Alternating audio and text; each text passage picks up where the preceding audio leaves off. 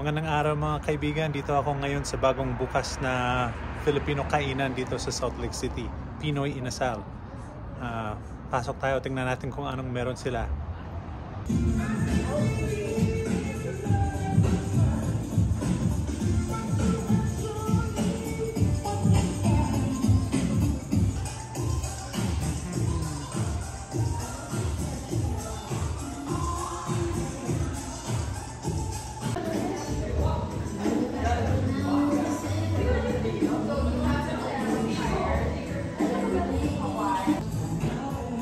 Okay, binili namin yung inasal at yung kanilang bangus. Wow! What did you get? Sinigang and rice. Nice. Ang dami nilang ibang ulam. Kinuha ko rin yung tinola, laing, saka Bicol Express. Tikman natin. Okay, tikman natin yung inasal.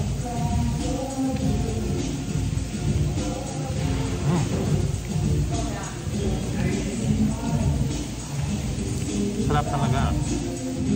Gusto ko ng sauce na binigay nila.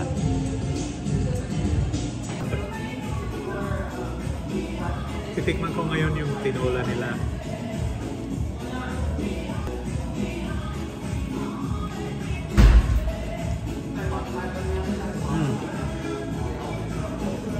Sarap talaga to. Marami silang nilagay na luya. Kaya lalong sumarap ang kanilang sabaw. Ano to, siguro 9 out of 10 yung tinola nila. 9 out of 10. Yeah.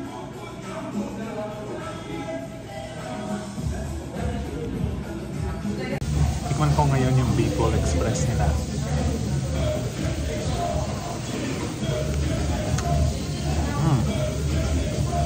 Tama lang yung anghang. Hindi masyadong maanghang pero malalasan mo pa rin yung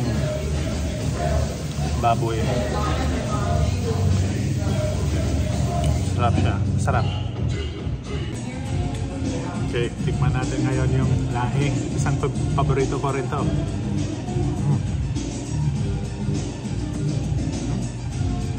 Malalasahan talaga yung gata. Masarap.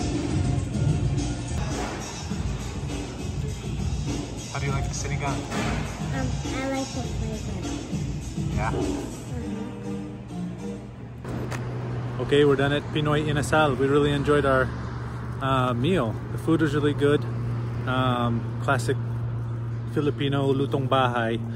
The portions were good and the vegetables were cut in big pieces, you know, like normal Filipino ulam. We really enjoyed it. The inasal was super good and all the other ulams we tried were really good. Friendly service, nice staff. So yeah, definitely come check out Pinoy Inasal if you're in downtown Salt Lake. You'll really enjoy it.